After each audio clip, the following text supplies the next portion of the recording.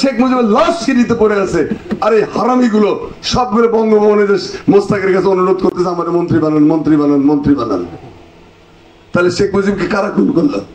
তোমরাই তো খুন করছো। তোমাদের প্রেসিডেন্টই ক্ষমতায় থাকলো তোমার লোক, পার্লামেন্টে মালিক উকিল স্পিকার, পার্লামেন্টে 300 এমপি তোমাদের, সেই পার্লামেন্টে বিল পাস হলো যে শেখ মুজিবের হত্যার বিচার করা যাবে না।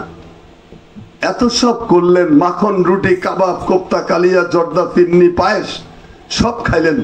আর যে লোকটা এর মধ্যে নাই, মুক্তিযুদ্ধ শেষ হয়ে গেছে, বন্দুক জমা দিয়ে নিজের ক্যান্টনমেন্টে ফিরে গেছে, এখন সেই লোকটা হলো দায়ী। বলেন এদেরকে কি করা উচিত?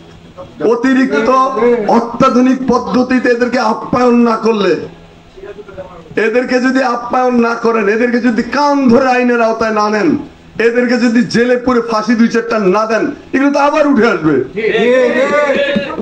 নিমক হারাম নিজের বাপকে হত্যা করেছে, নিজের জাতির পিতার ব্যবসা করে। আর জাতির পিতা তো তোরাই হত্যা করছিস। তোরা হত্যা করে ক্ষমতার পরবর্তী 3-4 মাস 5 মাস তো তোরাই ছিলি। জিয়াউর রহমান তো 7 নভেম্বর বিপ্লবের ভেতর দিয়ে, সে বিপ্লবের পরে তো কাউকে খুন, তারপর জেলখানে 3 নেতা খুন করছে তো তোমরা। তখন তো জিয়াউর রহমান চিনেই নাই। সেনাবাহিনীর 1 নম্বর প্রধান শফিউল্লাহ, এই কাপুরুষ মুক্তিযোদ্ধারা মোস্তাক আহমদের আনুগত্য প্রকাশ করছে, একে খন্দকার বিমান বাহিনীর আনুগত্য প্রকাশ করছে, বিডিআর এর খলিল মিয়া আনুগত্য প্রকাশ করছে, তারপরে আপনার নৌবাহিনীর কি নাম ছিল এই বেটার, এটাও আনুগত্য প্রকাশ করছে। সবগুলো মোস্তাকের সাথে ছবি তুলছে, কোনো দোষ নেই।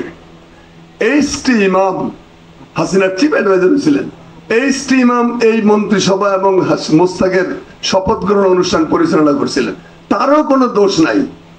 ইনু শেখ মুজিবকে খুন করার জন্য ডেলি বন্দুক নিয়ে ঘুরতো, ইনুরও কোনো দোষ নাই।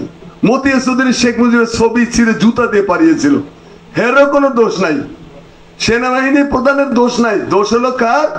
যিনি সেকেন্ড থার্ড ম্যান, তার দোষ। কারণ এইটা হলো আসল কথাটা। কারণ হচ্ছে তিনি কয়েকটা কাজ করে দেখেন, এমন লজ্জা। ওইখানে আওয়ামী লীগ চিরকালের জন্য ছোট হয়ে আছে। কি জায়গায়? হেতে যে আত্মসমর্পণকারী, আমি বলছিলাম যে পাকিস্তান বাহিনীর কাছে আত্মসমর্পণকারী প্রথম বাঙালির নাম কি বলেন? শেখ মুজিবুর রহমান। পাকিস্তানে আসার পরে শেখ মুজিবুর রহমান মুক্তিযোদ্ধার লিস্ট ছেলেমেয়েরা একটা করলেও রাজাকারের লিস্টটি কেন করেন নাই? কারণ আওয়ামী লীগের 99 ভাগ রাজাকার ছিল, এবং তাকেও তিনি লালপুর কোর্টে ট্রায়ালের সময় যেসব কথা বলেছেন, আমি পাকিস্তানে যে অনুরোধ করবো যে সেগুলো এখন আনেন। কি বলেছিলেন? যে আমাকে ছেড়ে দিন, আমি পাকিস্তানকে এখনো ঐক্যবদ্ধ রাখতে পারি। মুক্তিযুদ্ধের কথা তো তিনি বলেন নাই। তিনি বলছেন যে কারা করতেছে আই ডোন্ট নো। যে নেতা কাঠগড়ায় দাঁড়ায় সাক্ষী দিচ্ছেন যে এইসব যুদ্ধ ফুদ্ধ এগুলোর সাথে আমার কোনো সম্পর্ক নাই, আমি পাকিস্তান আন্দোলনে অংশ নিয়েছিলাম, আমি পাকিস্তান, অখণ্ড পাকিস্তানে বিশ্বাস করি, সেই নেতা রাজাকার না, সেই নেতা পাকিস্তানের অনুচর না। অনুচর হলেন জিয়াউর রহমান। বলেন কে কয় মতিয়া চৌধুরী? আমি বলছিলাম মতিয়া আপা আপনি কেমনে? বলছে যে জিয়াউর রহমান মুক্তিযুদ্ধ অংশ করছিল কিন্তু মনে থেকে করে নাই। আমি বললাম যে মনে থেকে করে নাই, আপনি ঠিক থাকলেন তখন শেরপুরে আপনার জামাই বজলুর রহমান সাহেবের সাথে যুদ্ধে গেলেন না, কিচ্ছু করলেন না। আপনি এক বজলুর সাথে প্রতিদিন রাত্রেবেলা ঘুমানো ছাড়া আপনার কোনো অবদান নাই মুক্তিযুদ্ধে। তো সেই মুক্তিযুদ্ধে আপনি শেরপুরের থেকে চিটাগাঙ্গে জিয়াউর রহমান কি করছে, রৌমারী রণাঙ্গনে কি করছে, সিলেট রণাঙ্গনে কি করছে, এগুলো আপনি জানলেন কেমনে?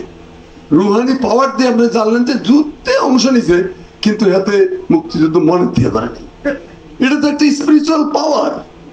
এত বড় একটা পাওয়ার আপনার নেত্রীর সেবায় টাকা ঢালেন। মনের কথা 500 মাইল দূরের মানুষের মনের কথা আপনার মতো অগ্নিকন্যা বুঝতে পারে, এটা হচ্ছে গুণ। তো সেই গুণটা আপনার নেত্রীর সাপ্লাই দেন, নেত্রী খুশি হবে। সাপ্লাই দেবে করতে গেলে তো জানে জিয়াউর রহমানের ওই স্বাধীনতার ঘোষণা চিরকালের জন্য আওয়ামী লীগের মাথাটা হলো বিএনপি এবং শহীদ জিয়ার জুতার নিচে। ওই জুতার নিচের থেকে মাথা বাইর করতে পারে না। ওইখানে যে অপমান, দুটা ঘোষণা পাইছিলেন তাজউদ্দিন। একটা ঘোষণা ছিল যে তুই বাড়ি যা, নাকি সর্ষের তেল দিয়ে ঘুমা যা। এটা তার নেতা শেখ মুজিবুর রহমান বলছিল। কোন বইয়ে? তাজউদ্দিন নেতা ও পিতা। কার লেখা? তাজউদ্দিনের বড় মেয়ে শারমিন। এই বইয়ের মধ্যে আছে যে আব্বা বাড়ি ফিরে আসছেন, মনটা খারাপ, বলে যে আমার বঙ্গবন্ধু কয় যে ঘোষণা ফোষণা এগুলো দিলে আমার বিরুদ্ধে রাষ্ট্রদ্রোহিতার মামলা। আরে আপনি জাতির ভিতর দোকানদারি করবেন পরে, আর আপনি এখন বলতেছেন রাষ্ট্রদ্রোহিতার মামলা। সো হোয়াট, হলে হবে। রাষ্ট্রদ্রোহিতার মামলার ভয়ে যে নেতা এই ঘোষণা দেন নাই, সেই নেতাই তো শেখ মুজিবুর রহমান। তাহলে আর তাকে নাকি তেল দিয়ে ঘুমাগা, 27 তারিখে পারলে একটা হরতাল করিস, জাস্ট এই ছিল তার নির্দেশ। পরের দিন তাজউদ্দিন বলতেছেন যে হঠাৎ কানের কাছে একটা স্বাধীনতার ঘোষণা আসলো। একজন বলতেছে আমি মেজর জিয়া, বাংলাদেশের স্বাধীনতা ঘোষণা প্রভিন্সিয়াল গভর্নমেন্টের চিফ। খুব অবাক, রক্তের মধ্যে স্ফুলিঙ্গ বয়ে গেল আমার। আমি অবাক হয়ে, তো আমরা তাহলে একলা না, আমাদের সেনাবাহিনী আমাদের সাথে আছে, আমাদের ছেলেরা আমাদের সাথে আছে। বলে দৃষ্টিভঙ্গি পাল্টে গেল আমার রাতারাতি। সেকেন্ডের মধ্যে সিদ্ধান্ত নিলাম, কার সিদ্ধান্ত মানতে হবে। দুটো সিদ্ধান্তের মধ্যে তাজউদ্দিন সাহেব শহীদ জিয়ার নির্দেশনাটা মেনে নিয়েছিলেন। তাহলে প্রেসিডেন্ট কে ছিলেন তখন? Shaheed Zia. 17 April Mujibnagar government form না করা পর্যন্ত শহীদ জিয়া দেশের প্রেসিডেন্ট ছিলেন। কেউ তো তাকে নাকচ করেনি, এ নিয়ে পরবর্তীকালে কোনো বিতর্ক হয়নি। এগুলো সব সত্য কথা আপনারা জানেন।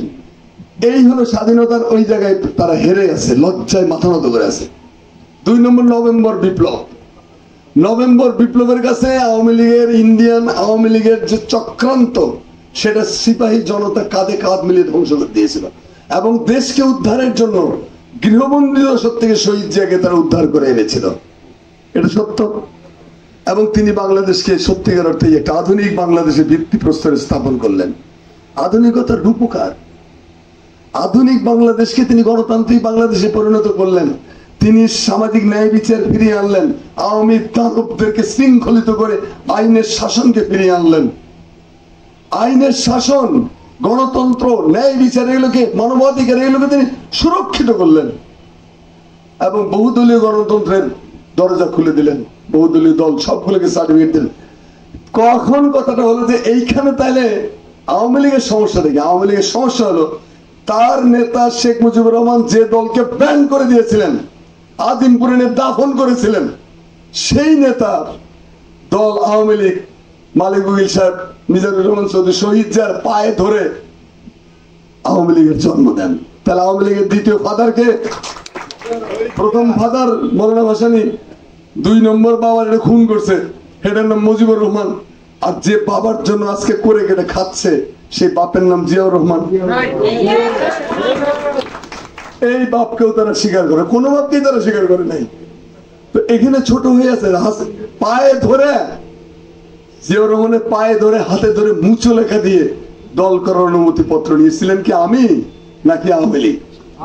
3 নম্বর, শহীদ জিয়া গেছেন দিল্লিতে, ইন্দিরা গান্ধীর মধ্যস্থতায় শহীদ জিয়ার সাথে হাসিনা এবং তার স্বামী ডক্টর ওয়াজেদ মিয়া দেখা করলেন। সেখানে কি ঘটেছিল? ওয়াজেদ মিয়ার বই বঙ্গবন্ধু এবং বাংলাদেশ, বঙ্গবন্ধু বাংলাদেশকে নিয়ে কিছু কথা কিছু স্মৃতি, এটা তার বিখ্যাত বই। এই বইয়ের মধ্যে তিনি বলছেন যে হাসিনাকে তো নিয়ে গেলাম, হাসিনা যেই তো 2টা কথা বলার পরে অজরে কান্দাকাটি করতে লাগলো। আপনারা তো জানেন যে কান্নাকাটি করে হাসিনার কোনো তুলনা নাই। কান্নাকাটি আর মিথ্যা কথা বলার জন্য যদি নোবেল প্রাইজ কাউকে দিতে হয়, তাহলে নিশ্চয়ই সে পাইতো। তো কান্নাকাটি করলো, তা আমি তখন বললাম, তখন শহীদ জিয়া বললেন যে আপনি শেখ মুজিবের মেয়ে,